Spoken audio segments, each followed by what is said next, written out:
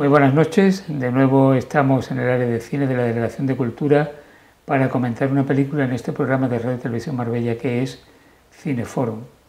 La película de hoy es un western, no tengo muy claro si es un western convencional o no, yo creo que no, pero bueno, de eso nuestro invitado se encargará de dar también su opinión.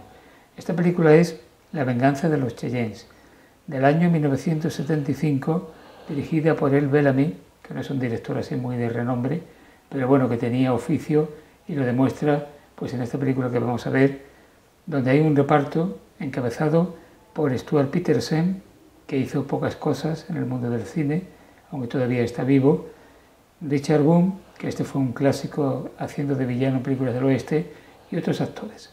Pero voy a presentar a nuestro invitado de hoy, la persona que va a comentar la película, que es Rafael García Conde, ex político y actualmente escritor y poeta, y que tuvo mucho que ver en la creación del área de cine y de arte y cultura donde se encuentran estas instalaciones. Buenas noches, Rafael. Pues buenas noches, Paco, y gracias por tu invitación. Encantado de estar aquí. Te estás especializando en comentar western porque estuviste aquí la vez anterior con la batalla de las colinas del whisky. Me llamaste para la colina del whisky, una película tremendamente divertida, no tanto como esta, pero es verdad que aquella era una película, aparte de divertida, una película de western, puro western. Y esta es diferente, vamos, ya lo comentaremos a lo largo. Sí, porque eso era lo que te iba a decir en primer lugar, que no sé si esto es un western convencional o no. Yo no lo tengo claro, porque los western, de entrada, los buenos y los malos no están claros, porque me parece que todo al final termina siendo buena gente, y sin adelantar, lógicamente, el fin. Por otro lado, aparecen unos indios que no se sabe bien si son indios, egipcios o romanos, que son los que encuentran el tesoro. Y por otro lado, es una película de secretos, de misterios, y fundamentalmente de un drama humano, el drama humano del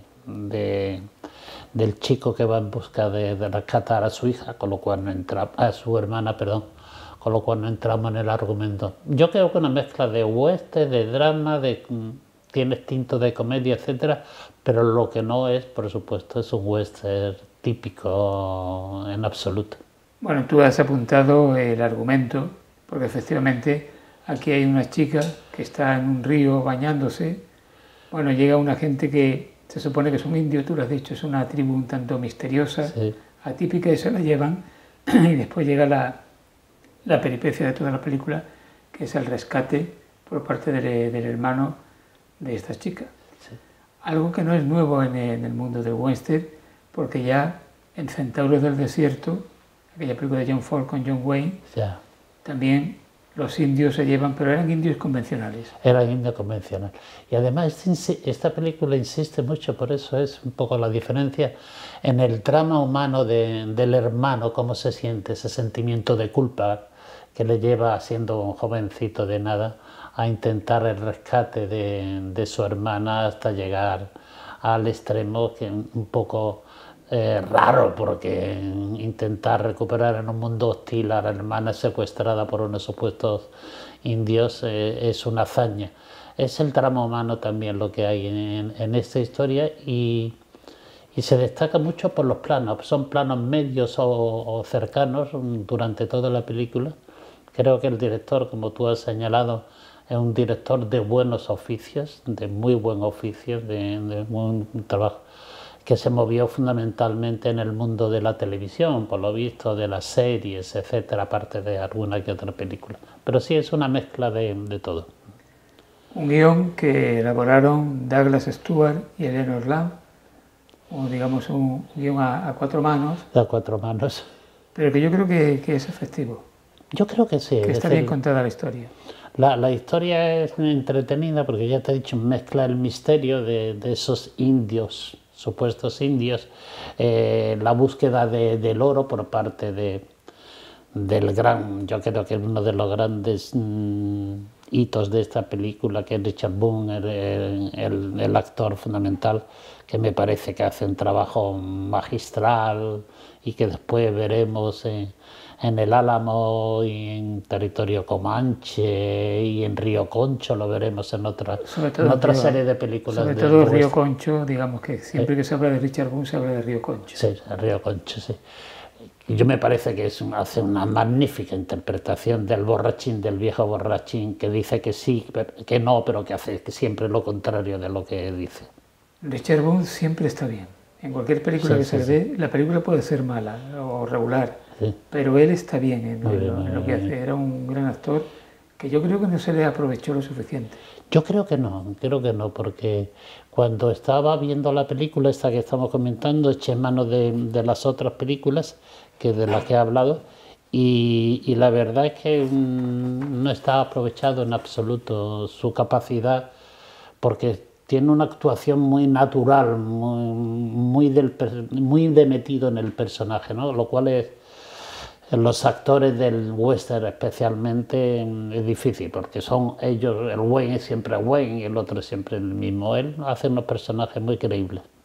La música de esta película de La venganza de los Cheyennes es del ex de Acevedo, música correcta, va bien. Y sobre todo muy variada. Sí. Yo te iba a destacar de la película la actuación de Richard Boone, que hemos hablado, y la música de Acevedo, porque se le puede decir a los que vayan a verla que se fijen la distinta tipo de música depende de la escena en la cual entremos, de la música así que crea una tensión, además la música relajada de los paisajes, hay pocos paisajes realmente, pero de los paisajes o de la historia en sí. Hay mucha variedad dentro de esa música, de alguien que fue un productor muy prolijo y que, bueno, que produjo un grupo de música, aparte de acompañar en muchas de las películas que hay. Es otro de los puntos a destacar, de llamar la atención en la música en sí. También debemos destacar la fotografía de Joe Jackman y de Bernie Abramson, que es raro encontrar alguna película en la que uno vea que hay más de un director de fotografía. Sí, y actúan a dúo, ¿no? Y es una fotografía también muy correcta. A mí me parece que los primeros planos son muy expresivos, tremendamente expresivos las fotos. Si te fijas, por ejemplo, la iluminación tan conseguida que hay en la escena de la cueva, donde por primera vez entra el chico y se encuentra con el borrachín, con el abuelo borrachín, como centra la luz en una parte y oscurece en la otra, es decir, que se notan que son grandes especialistas de la iluminación, como tú señalas. Y en los medios planos también son medios planos muy expresivos, muy llamativos, muy cercanos, muy buenos. Hay pocos grandes planos, aunque el escenario natural que utiliza es realmente impresionante, pero son los medios planos, los primeros planos donde realmente se demuestran los buenos directores de fotografía. Bueno, la trama empieza a desarrollarse de manera muy normalita hasta que aparece el explorador, muy aficionado a la bebida, sí, que es Richard Boone, efectivamente. Y además el espectador debe estar pendiente porque tiene que someterse a una prueba que es la prueba del cielo torcido.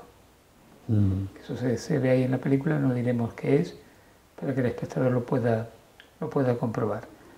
Se estrenó esta película el 1 de diciembre del año 1975. Una época en que el western como tal ya estaba de capa caída, ¿no? Sí. No era la época dorada, ni mucho menos. Y es una película, ¿tú crees que podemos catalogarla como una película familiar? Es una película familiar en el sentido de que hay muchos toques emocionales y sentimentales en la película. Es decir, la madre, por ejemplo, la madre con la expresión de la cara de la madre, etcétera. Es una película que despierta muchas emociones, muchos sentimientos, si te refieres con eso al tema familiar, que es supongo a lo que te refieres. Es decir, es el padre que quiere pero que no puede, lógicamente, porque lo intenta hasta extremo insospechado, es la madre que se hunde con la pérdida de una hija, y eso es muy cercano a cualquier familia, y es el hermano que está dispuesto, como dice, a perder mi vida por salvar otra vida, lo cual es un sentimiento muy profundo. Y además está todo en el ámbito de la familia, porque al fin y al cabo el padre que sale a buscar, el hijo que sale a buscar, y al final termina más familiar todavía, por no adelantar el final familiar, ¿no? Todavía mucho más familiar. Sí. Que aparte de todo es una sorpresa, el final en sí es una sorpresa que pueden más o menos pensar, pero que te llama la atención cómo lo resuelve el director. Además, desde el comienzo se nota, el espectador capta esa complicidad que hay entre los dos hermanos, ¿no? Sí. Entre la chica y el hermano, que bueno, cuando ella desaparece, tiene la obligación moral, como te has dicho, de dar incluso su vida por salvar a la hermana, ¿no? Sí, sí, sí. O sea, es la prioridad máxima. Sí, porque es eso, por eso tú muy bien señalado lo de familiar. Son dos hermanos que están constantemente peleándose, llevándose la contra, pero cuando llega un momento de crisis uno es capaz de entregarse totalmente a su hermana desaparecida y a intentar rescatarla por cualquier medio de la forma que puede. Es una película familiar al mismo tiempo, de un drama muy humano, que yo creo que está tratado de forma diferente a como hemos visto otras películas, de una forma muy intimista, muy cercana a la familia, y con mucha profesionalidad por parte de los distintos directores de fotografía, de sonido y de realización en sí, sí. Vamos a abundar un poquito en la figura del director, de Bellamy, que fue director, fue productor, escritor, diseñador de decorados, sí. O sea que era un cineasta polifacético que tocaba todos los palos dentro del oficio, ¿no? Sí, además nos encontramos, ahora te comento, porque me ha llamado la atención cuando estuve un poco indagando, que es el director del Llanero Solitario, de las aventuras de Rin Tin Tin, aquellas aventuras en televisión, que todos recordamos de televisión, sí. De televisión. No, eso te iba a señalar, que hay actores, muchos actores, tanto que hemos señalado Richard Boone como los demás, que mezclan mucho el mundo de la televisión. El director es un director también más del mundo de... Bellamy es más del mundo de la televisión o de la serie Monster, porque fue el director de la serie Monster, de la serie MASH también. Y también de por lo menos algunos capítulos de aquella serie que era V, la famosa serie V, aquellos extraterrestres que llegaban. Sí, es verdad, recuerdo. Que se tragaban las ratas. Era una serie mítica, ¿no? Sí, porque fue un director de las primeras series, de las primeras series que nos llegaron a nosotros, no supongo que americanas. También ¿no? Otra serie que era Barco a la Vista. Sí. También eso la dirigió. Él llegó a Hollywood con sus padres en el año 1920. Sí. El padre se dedicaba a diseñar ferrocarriles, era ingeniero de ferrocarriles, que además aquella era una época de gran expansión precisamente del ferrocarril en todos los Estados Unidos, para unir esos territorios tan amplios, tan extensos de ese país. Se graduó en la Hollywood High School en 1935, trabajó como asistente de dirección y durante la Segunda Guerra Mundial estuvo en la Marina colaborando como fotógrafo. Es muy parecido, porque hemos hablado de Richard Boone, que también fue, antes que actor, fue boxeador, vendedor, etcétera, y terminó, como bien has hablado tú del director, en una escuela muy especializada, que es el Art Studio de New York, ¿no? Que me refiero al actor. Y Bellamy también son directores muy prolíficos, tocan muchos campos, porque nosotros estamos hablando de una película en teoría de western, pero también tocó otra serie de extraterrestres, como tú has señalado, de comedias y demás. Era, supongo que un director dispuesto a trabajar en lo que fuese, ¿no? Bueno, cuando él vuelve de la Marina, termina la Segunda Guerra, pues es cuando realmente debuta o se convierte en director de televisión. Entiendo. Y en el 55 debuta en el cine con una película precisamente con un western, que era el levantamiento o la sublevación De los semínolas, ¿no? de esa, El esa tribu. levantamiento de los semínolas, la primera película, es verdad, se me había olvidado el comentario. Sí, sí.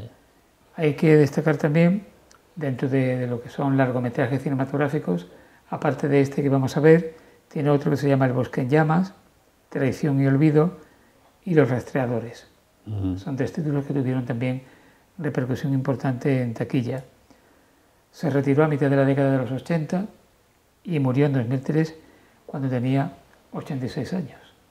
Es un buen director, es un profesional bueno y se ve en esta película a lo largo de la realización de toda la película, Ernst Bellamy. Yo creo que la película en sí es una película bien hecha, bien realizada, sorprendente, como hemos dicho en cuanto al tema, en cuanto a los personajes, en cuanto a esos campamentos indios que a veces parecen otra cosa más que campamento indio, pero es una película muy decente, muy bien hecha, a mi entender. Bueno, además está hecha en un momento, 1975, como yo decía antes, Sí, donde el western ya no es la narración típica que se contaba en los 40 o en los 50 e incluso en los 60, ¿no? Por eso que yo creo que lo que se vale es para contar esos valores, para exponer esos valores que tú has destacado, pero en clave de western, o sea, en un estilo determinado, en un género, pero podría haber contado cualquier historia. Sí, eso es un drama humano que sitúa en el contexto del mundo del western, pero al fin y al cabo es el drama humano que intenta recuperar en sí. Después tiene otra serie de contenido, de la búsqueda del tesoro, de la riqueza, de la relación entre el explorador y el chaval, que hay una relación así muy... con una buena actuación del chaval también, porque hay que reconocer lo que... Sí, este joven se llama Stuart Peterson. Peterson, sí. Nació en el año 1960. Ha trabajado poco, o sea, se ha dedicado al cine y a la televisión, pero no es de estos actores de renombre o que se les recuerde habitualmente. En cine, por ejemplo, hay 2 títulos, es lo que yo creo que destaca, uno que es el Pony Express Rider, sí, los jinetes del Pony Express, y Más valiente que los hombres. Es otro título. Sí, pero todos te vienen porque la misma actriz, la Shannon Farron, también es otra actriz de serie, de televisión, que de vez en cuando tocan el film, las películas y demás. Son todos del mundo de la televisión, del mundo, sobre todo de la serie de televisión, y que desembarcan en la película, la filmografía, ¿no? Sale en esta película otro actor que es Henry Wilkinson. Este es un actor, podemos casi decir que el actor fetiche de Cecil B. DeMille, porque además de que él empezó a trabajar como productor asociado de Cecil B. DeMille, las primeras películas de los años 30 de este director estaban protagonizadas por este actor. Sí. Por ejemplo, tenemos Cleopatra. Cleopatra, es verdad. De principio de los 30, estoy hablando de la Cleopatra de los años 30. Las Cruzadas, Almas del Mar. Y también intervino, por ejemplo, en Tarzán y su hijo, en Lady Hamilton, en La señora Miniver, Los Inconquistables, que es otra película con resonancias épicas. Sí, sí. Que esa creo que es de los 40 ya. De los 40 y algo, sí. Sansón y Dalila. ¿Cómo te documentas, Paco? Bueno, es que tiene uno que dar algún dato. Y además, es muy curioso cuando estaba buscando estos datos, que todas estas películas las he visto. Las has visto, sí. Yo, o sea que... no me suenan todas, a mí me suenan todas. Algunas las he visto y otras no. No, y seguro que las has visto. Sí, sí, lo de Cleopatra. Por ejemplo, interviene también Los 10 mandamientos. Los 10 mandamientos. Cecil B. DeMille vuelve a rescatar a este actor, o sea que es un actor que lo lleva siempre, que en la mayoría de sus películas aparece en algún momento. Y también, no sé si tú has visto esa película El hombre de la tierra salvaje, el hombre de la tierra, de John Huston. No, esa no. Esa de John Huston no la he visto. Que además el protagonista es Richard Harris, Sí. que lo ataca un oso y lo deja malherido. ¿Sabes sí, cuál es, no? Sí, y hay un personaje que va en un barco en la sí, tierra, ¿no? Sí, Una película muy dura, pero muy atractiva. Bueno, pues ahí está también Henry Wilkinson.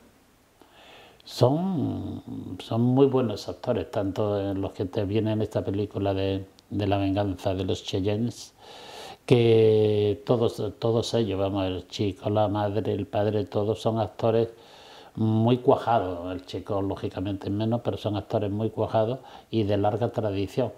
Son actores dentro no reconocidos, no grandes actores de esa época, lógicamente de los 60 y 50, pero son grandes profesionales, son inmensos profesionales.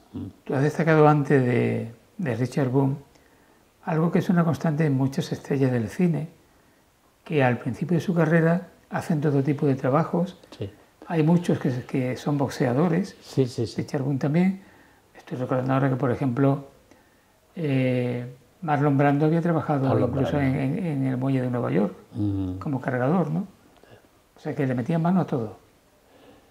Pero después tenían el salto, que lo hemos señalado antes, de Richard Boone, de incorporarse a la Arts Studio de New York, es decir, de saber que necesitan una formación más profunda. De hecho, Richard Boone estuvo mucho tiempo en el teatro antes de pasar a todas esas películas que hemos hablado, de Río Concho y... Hay que decir que Richard Boone debutó en el teatro en Broadway con Medea. Sí, es verdad. O sea, que empieza con un clásico. Sí. Y además es un actor que efectivamente yo creo que tenía un registro que podía haber encarnado cualquier tipo de papeles, pero quizás por ese rostro tan particular que tenía, muy pronto vieron que de malo lo podía hacer muy bien. Sí. Y en muchas películas del oeste, muchos western, es malo, le toca la película, le toca el papel de malo. Pero en esta que estamos comentando es un malo bueno, es un malo bueno, un malo cercano, un malo que dice que no, pero que hace que sí, que siempre está dispuesto a ayudar y a jugarse el pellejo por algo que es un cinturón de oro, que ni es de oro ni es nada, pero bueno, está dispuesto a jugársela.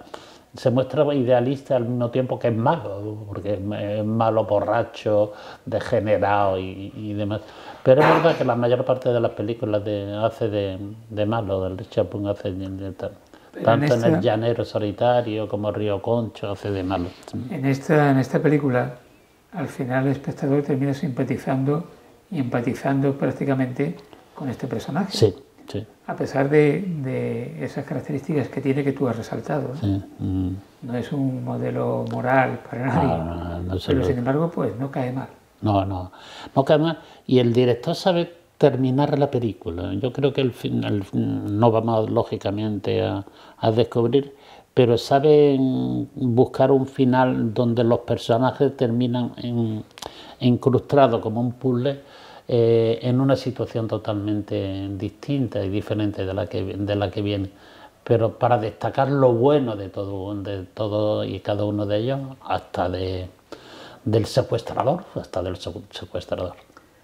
En la pantalla grande, en el cine, Richard Boone debuta con una película llamada Situación desesperada, dirigida por Louis Milestone, y donde estaban Richard Widmark y Jack Palance. Jack Palance. O sea que no debuta con cualquiera. No. Con los grandes. No, de hecho hemos hablado de Richard Boone, que trabaja con John Huston, con Kim Vidor, que trabajan con unos directores magníficos, bueno, también, es decir, que no, aunque sean de papel secundario, pero que son reconocidos dentro del mundo de la cinematografía de Hollywood y demás, y de hecho son buscados por directores importantes, ¿no?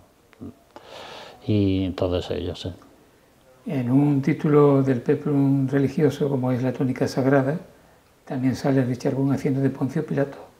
Es verdad, hace de Poncio Pilato, es verdad. Además, como tiene ese rostro tan característico en cualquier película que aparezca uno sabe ahí está Richard Boone. Es difícil que pueda pasar desapercibido. Sí, porque tú lo has destacado, es decir, tiene una cara que, bueno, y que la sabe utilizar muy bien, tiene manejo de su expresión, no solamente corporal, sino facial, que se le ve, que como yo digo siempre de un buen actor aquel es que es creíble en el personaje, que se le cree que es ese personaje, no que el personaje se convierte en él, ¿no? Que es distinto. Como otros grandes actores, como ocurrió con James Stewart o con Dick Van Dyke, tuvo su propio programa de televisión, el show de Richard Boone. De Richard Boone. Esto no todos los actores lo han tenido. Sí. Ha tenido, por ejemplo, también Doris Day, lo tuvo Lucille Ball. En fin, hay actores que terminaban en televisión siendo estrellas de la televisión con su propio espacio. Aquí pasaba también. Tú lo has mencionado anteriormente, aparece en El Álamo, de una película que dirigió John Wayne. Creo que dirigió dos. Sí, de John Wayne, es verdad. Tuvo una película de John Wayne que fue... El Álamo. El Álamo, eso es verdad. Yo creo que John Wayne dirigió El Álamo y Buenas Verdes. Sí, y después tuvo con John Huston Froco Match en Río Concho, creo. ¿No? Sí, es que Río Concho es el título un poco legendario en la filmografía de Richard Boone. También intervino en El Señor de la Guerra, aquella película medieval que Charlton Heston era el protagonista. No sé si has visto esa película. No, esa no la he visto. Merece la pena también, es una película ambientada en la Edad Media, con una parte muy fantasiosa y otra parte que se ajusta realmente a lo que dice la historia, ¿no? Ahí estaba Richard Boone también. O sea que era realmente de un registro amplio. Mucho. Y en esta película se le ve, ¿eh? Se le ve desde cuando está serio, seco, y cuando está, lógicamente, borracho la mayor parte de la película. En cuanto al actor que hemos mencionado anteriormente, Wilkinson. ¿De Stewart Peterson? No, Henry Wilkinson, el actor fetiche de Cecil B. DeMille. Hay algo también que va un poco de acuerdo con lo que hemos comentado anteriormente de la dedicación que han tenido muchos de estos actores. Este hombre con 14 años fue campeón de buceo en Barbados. Es cuestión de preguntarse por qué tantos boxeadores terminan... Has hablado de Marlon Brando, de Richard Boone... o Burt Lancaster. Boxeadores sería, supongo, por el físico o algo así. Posible, ¿no? O Burt Lancaster, que era acróbata de circo. Burt Lancaster fue saltimbanqui, fue acróbata, fue de todo. O sea que es cierto que eso se da mucho en la historia del cine. ¿Por qué crees tú, Rafael, que el género western como tal prácticamente ha desaparecido? Sí. De hecho, los westerns últimos que hemos visto ya es más el drama humano, las relaciones que provocan, que el western en sí, que el western que conocemos, que el western de buenos y malos, que yo llamo de buenos y malos porque es... Y esta película inicia, aunque sea en el año ya 75, que de cuando inicia una vertiente, un tratamiento del western de una forma diferente, y en eso es bastante novedoso también. No lo he destacado, pero es bastante novedoso porque no entra tanto en esa historia de los indios y demás, sino en el drama que se ocasiona en la familia, en las relaciones interpersonales de padre, hijo y de hermano. Entonces inicia un camino de tratar dentro del contexto, del marco del western, otro tipo de situación. Claro, porque la manera de narrar un western, el marco narrativo, digamos, de un western, hoy día se sigue utilizando en muchas películas, pero ya no está ambientada en el siglo XIX, no es el lejano oeste, sino que puede ser una película absolutamente contemporánea de esta época, y la manera de narrar es propiamente de un western. O sea que se utilizan los mismos resortes, pero no en la ambientación ni, digamos, la puesta en escena. Sí, es verdad. Bueno, quiere decir que el lenguaje era muy válido, pero que se ha cambiado de escenario. Que están exprimiendo el limón al máximo, sacándole. Pues quizás eso. Finalmente, Rafael, bueno, agradeciéndote que hayas estado aquí, dile a nuestra audiencia por qué crees tú que se deben quedar a ver la película. Porque es una película muy viva, muy rápida, no tiene un timing muy bien estructurado, tiene unos personajes, ya te digo, a mí yo destacaría de esta película el champón, del cual hemos hablado bastante, y la música de Acevedo. Me parece que la música es muy interesante. Y sobre todo la gama, la variedad de temática en sí, que la hace muy entretenida, aunque no sea un peliculón, que la hace muy entretenida, muy agradable de ver y de disfrutar. Pues ya ves tu razón, esta película no es una obra maestra, pero el cine está lleno de obras maestras y de obras menores, Sí. pero entretenidas. Sí. Esta es una de ellas. Efectivamente, porque estamos hablando, cuando hablamos de séptimo arte, hablamos de cultura, pero hablamos también, y quizás sea la fundamental para los productores y para las taquillas, del entretenimiento. Nos quedamos con La venganza de los Cheyennes, que bueno, no es una venganza al estilo que uno puede esperar, al uso convencional. Hasta la próxima semana.